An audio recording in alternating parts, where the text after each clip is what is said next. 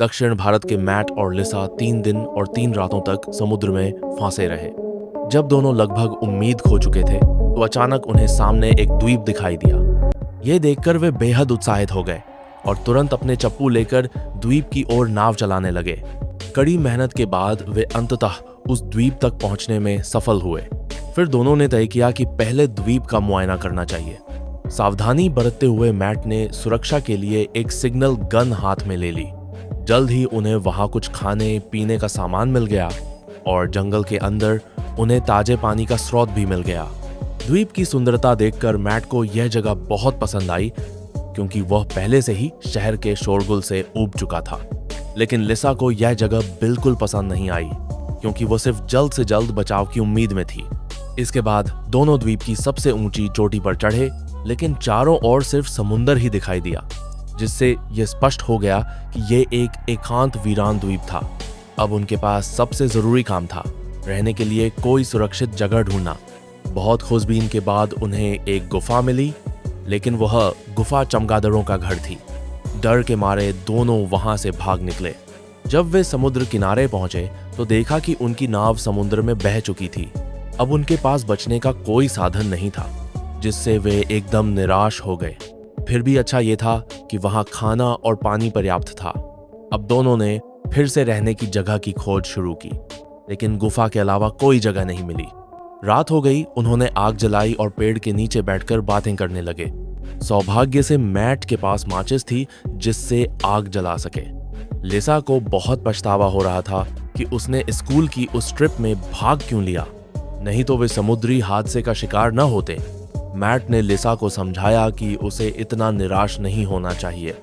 इसके बाद उसने अपनी शर्ट उतारकर लिसा को दे दी ताकि वह गर्म रह सके। अब उन्हें आराम करने की जरूरत थी, लेकिन लिसा को नींद नहीं आई। जंगल की हर हलचल से वह डर जाती थी। सुबह हुई, मैट जागा तो लिसा वहां नहीं थी। समुद्र किनारे जाकर देखा कि लिसा रेत में सॉस लिख रही थी। मैट ने उसे समझाया कि इस समय उन्हें थोड़ी खुशी महसूस करनी चाहिए, जैसे वह छुट्टियां मना रहे हों। और फिर उसने कपड़े उतारकर समुद्र में तैरना शुरू कर दिया। पर लिसा अब भी चिंतित थी। उसने मैट से एक तंबू बनाने को कहा ताकि उसे सुरक्षा महसूस हो। मैट ने तुरंत तंबू बनाना शुरू कर दिया और पेड़ पर चढ़कर उसके लिए केले भी तोड़े। समय बीतता गया और दोनों के बीच की नजदीकियां बढ़ती गईं। लेकिन द्वीप का खाना अब कम पड़ने लगा था। समुद्र में मछलियां पकड़ने के लिए उनके पास कोई उपकरण नहीं था, यहां तक कि उनका माचिस भी खराब हो गया। लिसा बहुत निराश हो गई। उसे शहर की आरामदायक जिंदगी याद आने लगी। मैट ने फिर से उसे ढांढस बौंधाया कि उन्हें जल्द बचाव मिलेगा। फिर वे दोनों झरने पर खेलने चले गए ताकि मन हल्का हो, लेकिन लौटते ही बारिश शुरू हो गई। मैट ने लिसा को हंसाने के लिए बारिश में डांस करना शुरू कर दिया। लिसा की उदासी दूर हो गई और वहीं उन्होंने एक दूसरे को अपने प्यार का इजहार किया। अब लिसा को यह द्वीप अच्छा लगने लगा। प्रेम की वजह से वह यहीं मैट के साथ रहना चाहती थी। वे साथ में मछलियां पकड़ते, खाना खाकर साथ बैठकर सूर्यास्त देखते। एक दिन जब लिसा सो रही थी, मैट फूल तोड़ने जंगल में गया। तभी लिसा ने ऊपर एक विमान देखा और दौड़कर समुद्र किनारे पहुंची।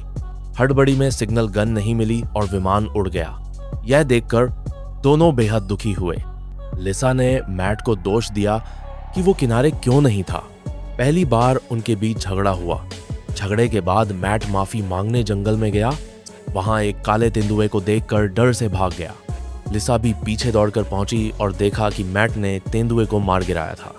वह हैरान रह गई कि मैट कितना साहसी था। उनके बीच की गलतफहमियां मिट गईं। समय बीतते बीतते 1 साल हो गया। अब वे पूरी तरह से द्वीप के जीवन में ढल चुके थे। एक दिन जब वे मछलियां पकड़ रहे थे तो एक हेलीकॉप्टर ऊपर से गुजरा। इस बार उन्होंने सिग्नल गन चला दी और हेलीकॉप्टर ने उन्हें देख लिया। वे बचा लिए गए और शहर लौट आए। उनकी ये कहानी हर जगह सुर्खियों में छा गई। लेकिन बचने के बाद लिसा ने मैट से दूरी बना ली। यहाँ तक कि स्कूल में भी वो उससे बात नहीं करती थी। मैट परेशान था कि ऐसा क्यों हो रहा है। एक दिन भारी बारिश में मैट ने लिसा से वजह पूछ ही ली। लिसा ने बताया कि वो मैट से प्यार करती है, लेकिन लोग उनके बारे में बुरे बुरे कयास लगा रहे थे। क्योंकि वे 1 साल तक एकांत में साथ रहे थे। अपने माता पिता की इज्जत के डर से उसने दूरी बना ली थी। अब वो अपने प्यार को स्वीकार करने के लिए तैयार थी। मैट बहुत खुश हुआ और उसने बारिश में लिसा को गले लगाकर नाचना शुरू कर दिया, जैसे वे उस वीरान द्वीप पर बेफिक्री से नाचे थे।